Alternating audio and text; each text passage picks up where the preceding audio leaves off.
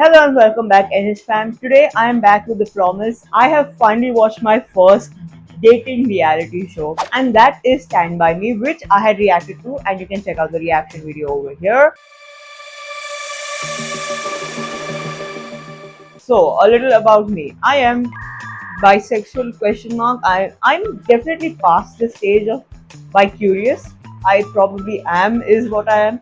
The thing is I've never dated, so I have no idea what I prefer, what I am per se. So let's get into my thoughts. As of now, only episode 1 and 2 have released. They both released on the same day. So I have watched both episode 1 and 2. Also, disclaimer, I have not watched any dating reality shows per se, but I have watched reviews of the shows. So I have a pretty good general understanding on how these kind of things work. It's just I have not actively participated in it per se, participated being not in the show as a viewer. So let's get started with episode 1. Episode 1 is the basic of we will introduce the cast of members. So usually I have mostly seen is the American dating reality shows where all the members are introduced at once. They're all put in a room and there's like a host, and the host introduces the concept of the show and introduces the people also up to some level. Whereas in this one, we begin actually with one-on-one dates. So in the first episode, technically only 6 people are introduced from the cast. So the 6 people go on one-on-one dates. So first we start is with a woman ex woman relationship, with the women being Heejin and Haeyoon. So Heejin and Haeyoon, they both board a bus from Seoul, and I don't know which location they're going to, but yeah, usually in all these kind of reality shows, there's this one major house where all the couples, all the participants will be staying in, so they're heading towards that. So they to go together in a bus, and that is their one-on-one date where they bond with each other. And honestly speaking, okay, so beginning I was kind of vibing with Huron because she was carrying most of the conversation, vibing in the sense of I am that kind of person because I feel the need to always fill up the silences. That's just a problem that I have. To Heejin's credit, Heejin is the listener, so this kind of dynamic is perfect. And the reason it is perfect is because actually they were already matched by this AI thing called Vibe, and they were the perfect matches. That's how these dates were being set up, with the perfect matches in terms of your MBTI. Then we meet a second couple, which is a woman ex male relationship, with the woman being Susan and the man being Youngkyu. So honestly speaking, their date I feel was more relaxed in the sense of there was awkward silences. In my opinion, the first couple did have a lot of awkwardness, a lot of silences, how to interact. Again, I won't shit on it. I have never been on a blind date. Sounds stressful as frick. Over time, I was noticing that it was very one-sided, and where Sujin was carrying the conversations a lot, like where she was basically filling all the silences, where she like there is banter, she catches on quickly, she makes tries to make the person feel comfortable where they don't have to feel the burden of keeping a conversation alive. And I think that's why out of the original 6 cast members, I did like Sujin the most, where I vibe with her person. I don't think I would date her, though. That's a different conversation. And lastly, the third couple was a male ex-male relationship with Sungho and Jinwoo. So each couple was given a different destination, and they all had to come together, and they would be traveling together to the villa that they would be staying at. So weirdly, they were given a church. Like for the second couple, it was a beach, romantic as frick. First couple, first interaction, but still cute. Like over time, church. I know it's in front of it, but still. But yeah, honestly, I feel like they were the most awkward out of the initial 3. Like there were a lot of looking on the phone, fixing hair. Okay, I've never been on dates, but I know awkward when I see awkward because I do that on a regular basis. True to Korean culture, of course, the couples did all start conversations with what your MBTI is, because MBTI is a huge thing in Korea where the compatibility of people are based on MBTI. In fact, I think I was told also that when you apply for a new job, the MBTI is the thing that is asked first. So, moment Sujin's MBTI was revealed is when I'm like, no wonder. She wasn't the same as me. I am INFPT. She was INTP, which I have had many INTP friends because our wavelengths are pretty similar in that way. We only have one deciding factor, which is the feelings versus thinking part, right? So I am just like, no wonder why I felt comfortable with Sujin the most. But yeah, this also shows like how just because the person is like introverted or extroverted doesn't mean that they're only going to be talkative ones or the not talkative one. In fact, the introverts tend to speak a lot so that that silence doesn't come. Whereas the extroverts, which were the third couple,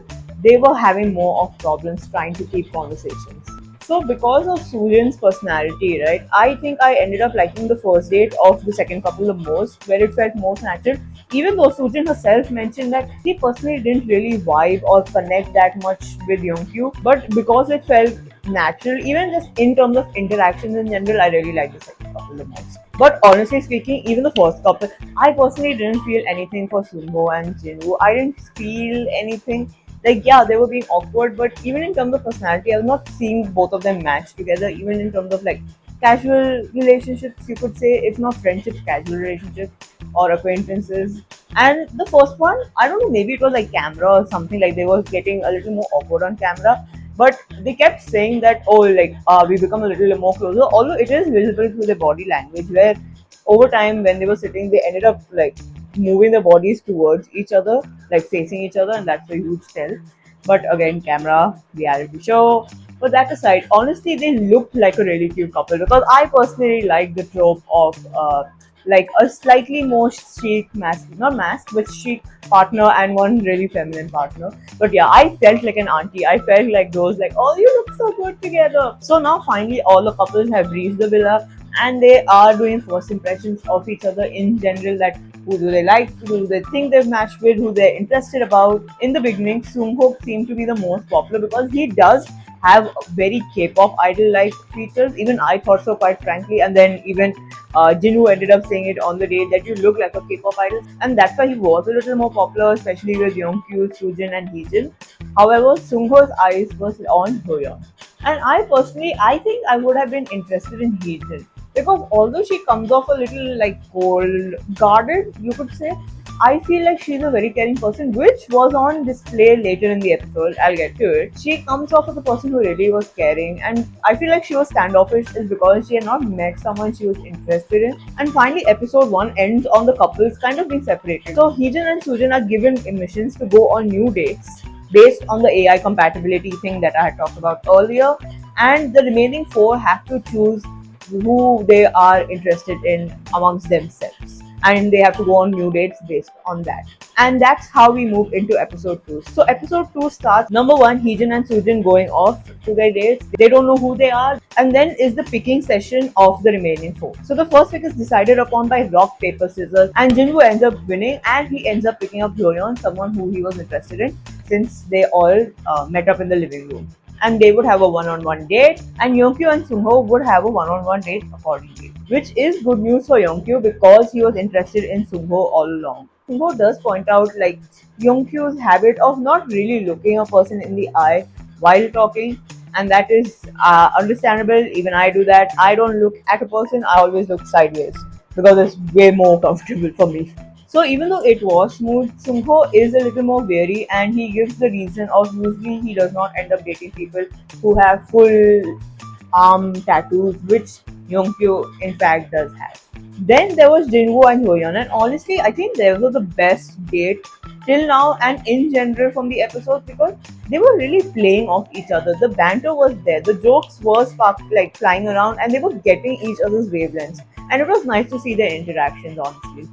Now, moving on to the new dates. This is where we get introduced to the new cast, where the new male cast is introduced, being Chebe.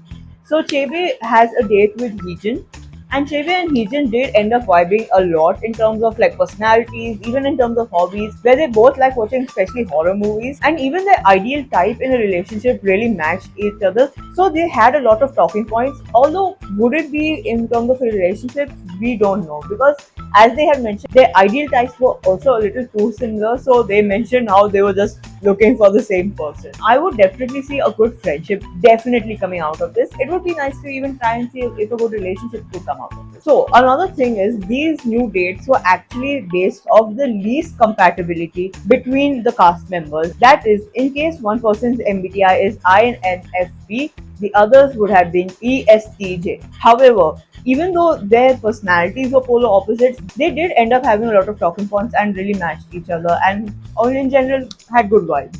Next, we also get introduced to a new cast member, a female cast member, that is Yunche. So Yunche is going on a date with Sujin, and since the beginning, Yunche already mentions how Sujin is not the kind of person she would usually go on a date in. So I think she means that in terms of like a kind of maintenance style where Sujin kind of looks a little high maintenance, whereas she would prefer someone who's low maintenance or like reserved kind of type. Honestly, Yunkyu would probably pair well with her. However, the date was not awkward in my opinion. So they were more like getting to know each other in a respectable kind of way. Sujin still mentioned how she was still interested in having a date with Heejin. So, as I briefly mentioned in between, they also get missions in between on all of these. So, they had also got the missions of preparing dinner together. So, while the new dates were happening, the remaining four decided to make dinner for everyone, where obviously, like, they became more comfortable with each other. There were sparks flying. In fact, even Hoyo mentioned how she was casually flirting with Sungho in that time period. However, you would not catch me doing that ever. Okay, because I cook and I do not want anyone in the kitchen ever with me when I cook because I need peace. I have a process and it kind of depends on the kitchen being empty. Honestly, Yongkyu, it could come off that he was really standoffish and cold, but I completely understood his stance because he was the only, like, per se, he was taking the lead in the cooking and this mission, right? And Jinwoo and Sungho didn't know how to cook, whereas Noyeon could assist. She could also cook, so she was assisting him. So I understand his stance of like completely focusing on the work at task. It can come off standoffish, but I can understand it. And then lastly, all the four remaining participants come back into the house and they have dinner together, and the episode ends on choosing roommates in this house. And the housing system is kind of unique, where there is one room with two double beds and you have to share the beds. Then there is one room with one double bed and one single bed. Obviously, you have to share the double bed, and there is one room with a double bed, but it's a single room. You do not need to share. And so that's how the episode ended, and we will be seeing that next time. How will the roommates be chosen? So, what are my thoughts? You can never catch me going on a blind date. That is number one for sure. If I was a teenager going on a blind date, I would have been so awkward in the sense of I would be the one not speaking.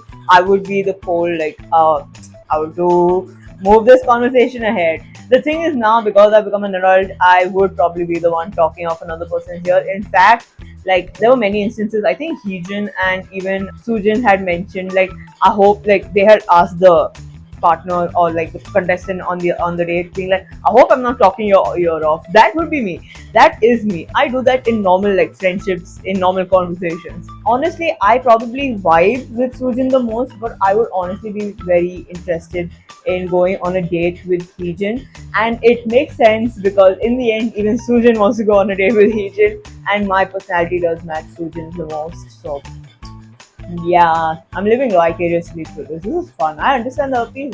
That's all for this week's recap, and we'll see you in the next one. And don't forget to like, share, and subscribe to the Namaste Hallyu YouTube channel for more updates and recaps on the show Stand By Me. We'll see you all next time. Annyeong.